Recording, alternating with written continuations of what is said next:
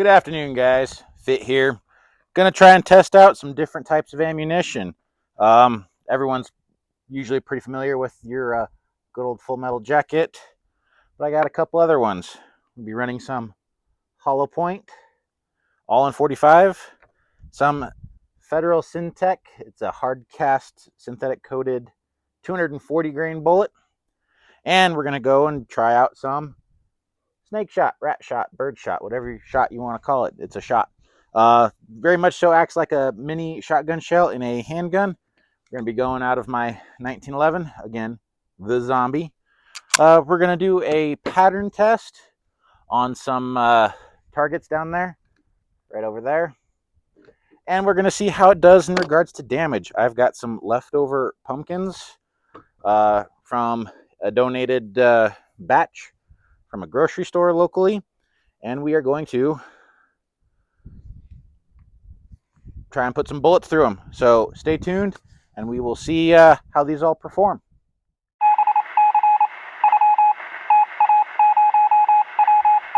All right, guys, we all know I'm not a fan of snakes. I'm not a fan of anything that slithers, has no legs, and just overall wants to cause some hate and discontent in my life. So we are going to first try the snake shot, as I call it, or rat shot stuff, just so we can kind of see a pattern, and then we will demonstrate how much damage that rat shot will do on a pumpkin. You guys have seen my videos. You know, there's a rattlesnake out in the middle of the walk path I got with my dogs, and the last thing I want is for my dogs to get hurt in any way, shape, or form. Yes, where I live, they actually do offer a type of rattlesnake vaccine. Kind of pricey, but again, compared to keeping my dogs alive, I'm going to go that route.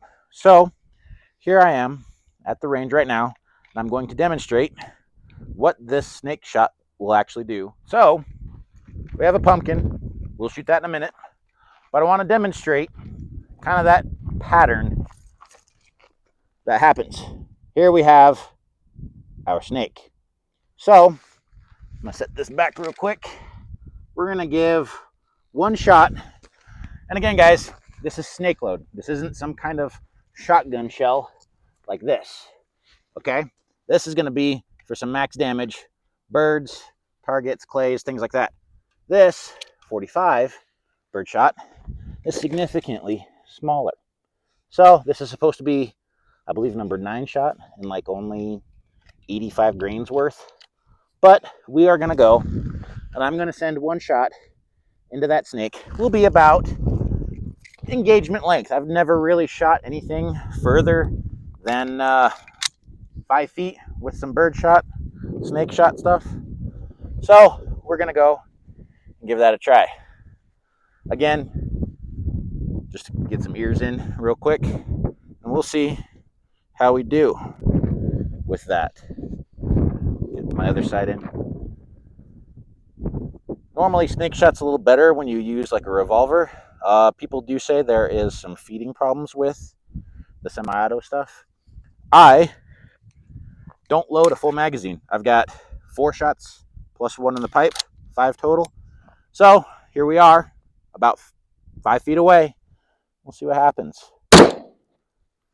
All right. Let's bring you in close and let's take a look. So you obviously have a decent pattern. Got the wad there, but all these little pellets and things are going to cause damage. Now, you've seen me shoot rattlesnakes before. It tends to knock them out, completely kills them. We do pretty good. So now let's demonstrate. I got a little miff on it, but let's demonstrate on this pumpkin. Okay. I was aiming for about the face of that snake. Again, about 5 feet difference, or 5 feet at distance. I was aiming right at the face, and it was a little low. Obviously, hide over bore kind of plays into it. But check it. Cycled the round. I have got a fresh round in the mix. So these do cycle. You just can't have a full magazine in them. So here we are. I'm laying a little high, same 5 feet. We'll go from there. Oh, I love this stuff. Let me go grab that pumpkin and look, she's way out there. I rolled about another, I'd say that's about a good 10 meters away. Look at that. I'd say it smokes a snake pretty good, don't you? Anyway, there you are. Some snake shot about 5 feet away, and this is the damage you get from it. So now we're going to up our game. I would venture to say, oh, let's go the full metal jacket, shall we? So here we are. Again, I'm going to take all that out, and it cycled the round. I have a fresh round inside that 1911. So I've got 3 more pumpkins and 3 more shots. So pumpkin 1, 2, and 3. 2 of them are a little bit wider than the others, as you can see right there. So the wider ones we're going to run full metal jacket, hollow point, and a bear load. So let me tuck that away. With those 3 rounds right here, we're going to go the bear last, followed by the hollow point, which is again is a Hornady Critical Duty, 220 grain, and a 230 grain. This is just some Arms Core FMJ. So in that order, let's go ahead and run them downrange. So again, we're going to start off with the full metal jacket, the hollow point, and the bear load. Again, these will be about the same distance overall. I'm about 5 feet away. Nothing great, nothing amazing. So again, we're going to go FMJ, hollow point, bear load. Okay, FMJ is in the pipe, hollow point, and then bear load like that. Again, this is just to kind of show what kind of damage there is. Again, my medium is pumpkins right now. I don't have the money for ballistics gel or any of that cool stuff, but who doesn't like seeing a pumpkin blow up? So here we go. We're going to go the full metal jacket first. All right, guys. Firing my full metal jacket. This camera is right literally over top of or underneath the 1911. Full metal jacket. Boom! Look at that. All right. Let's go see what we got. All right, guys. Entry and exit. Straight through and through. Again, probably not a lot of bullet deformity or anything else like that. 230 grains of lead, copper coated, going straight through. That is what we get. Now let's go ahead and try this pumpkin here with that 220 grain plus P Critical Duty Hornady. Again, guys, we're about 5 feet away. Hornady Critical Duty, hollow point. All right, let's see. There we go. So I'm assuming this right here is the entry wound, entry channel, and that's the exit. Look at that, guys. Wow. Go ahead and put that back there. And now let's move on to the bear load. Now this is a Federal Syntec 240 grain plus P. All right. Again, we're about 2 yards, 3 yards, 5 to 8 feet. Okay. Where my butt's at is about, I'd say about 8 feet away. So my length of the arms, 5 to 6 feet.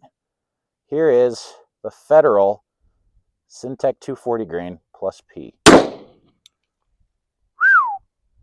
All right. Look at that. Straight up. Entry Nice tight hole. And there's our exit. That's pretty gnarly, guys. Pretty gnarly. All right, guys.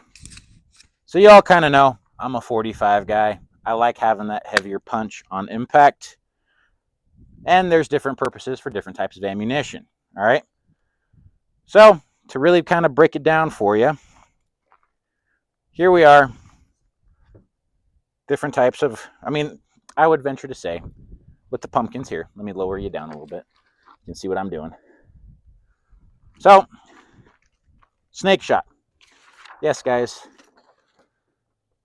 I don't like snakes. Okay? This was designed to cause just a big overall arcing range of damage when it comes to things that will bite, nip, poke, things of that nature. I don't like that. So I'm going to use something like this to help handle that kind of a threat. Full metal jackets. Let's break that down real quick. Full metal jacket, it's what the military uses, guys, okay? It's regulated by the Geneva Conventions. You poke a hole in. This was my bear. There you go. You poke a hole. It goes all the way through, and it pops out a hole. Relatively, guys, I would say, here. Let's use the index finger. Right there. About the same size, entry and exit, all the way through. Okay? Again, pushing it in. There you can even see right there. Right there's kind of that shell knocked in, punched out. You can see how it's pushing out versus a hole on the inside. Again, full metal jackets for practice, for plinking, for having fun. And yes, it will still kill. It will still maim. Full metal jacket does all kinds of weird stuff in the human body. It punches right through for most ballistic gels. You hit bone, it starts to bend, it starts to yaw. It does weird stuff like that. I don't have ballistic gel to show that. Look at Garand Thumb. Look at what that FMJ stuff kind of does. Again, for the most part, it just goes right through. Every now and then you hit a bone, you hit something, it tends to kind of curve or bend or tumble overall. Now, when it comes to the bear load, guys, where I live, I'm a rock's throw away from a lot of bears, okay? There are a bunch out here, specifically the North American Grizzly bear. That's a tiny hole. I can't even get my finger through that, okay? But, again, same thing here. I can just get it inside. For bears, guys, having that hard cast round, extra velocity with the plus P, or extra powder technically with the plus P, they estimated that bullet going about 1,000 feet per second, 240 grains, hard cast lead. You want to get penetration. You want to make sure you are getting in deep with that animal, whether it's a bear, mountain lion, heaven forbid you get attacked by a moose or something when you're out snowmobiling around. Good video of a guy using a 10 millimeter on something like that. You want to get in deep and penetrate, whether it's the skull plate, my younger brother's Game and Fish, skull plate, shoulder, neck, paws, in the face. He's Game and Fish for Alaska State, guys. He knows the bear stuff, and I could probably get him on the phone later down the road if you guys want to. Leave a comment if something you're interested in, what he recommends for the bears and things like that. Dangerous game. But you still, regardless, you want to get that penetration. You want to be able to crack a skull plate. You want to be able to penetrate, get into that brain cavity. That's what that hard cast lead is going to do. It's going to penetrate good. Hollow point. This is for our soft stuff. Bipedal things. There's your entry hole. Again, I'm getting a finger in. It's a 45 caliber bullet. But that exit wound is a lot bigger. That's going to be, innards. That's causing damage. That's causing bleeding.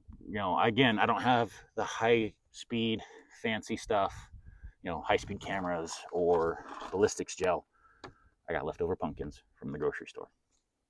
I'm just dropping bits everywhere now.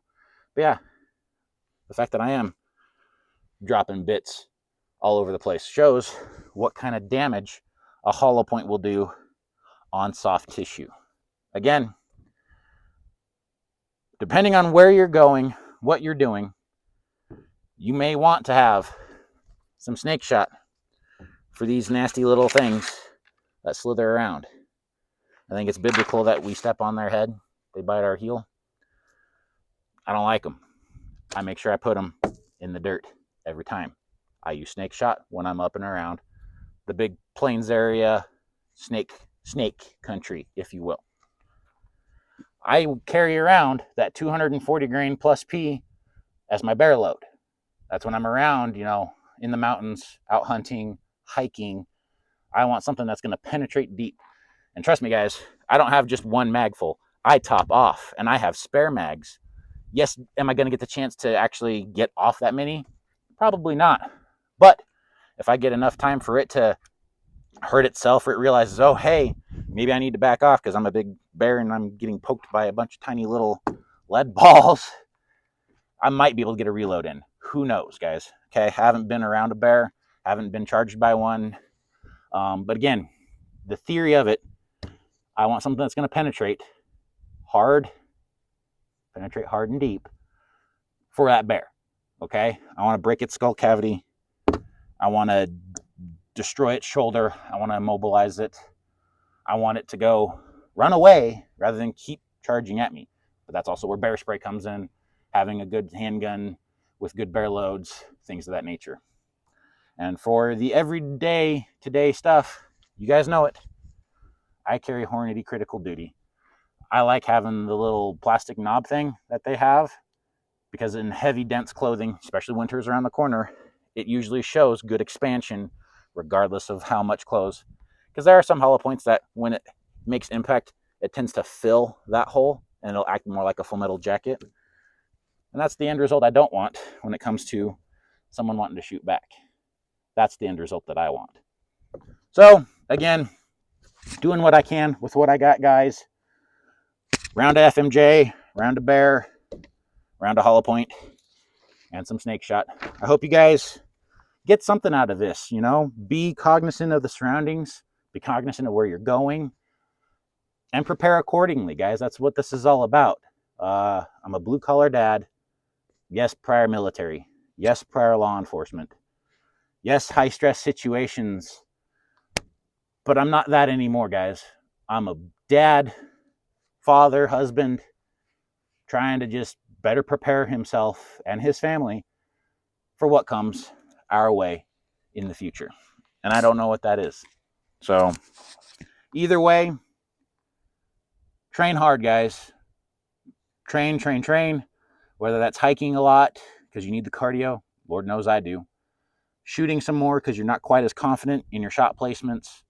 Whether that's growing food, going hunting, going fishing, providing for your family. If that's a second job, guys, do what you can for them to prepare for some bad times.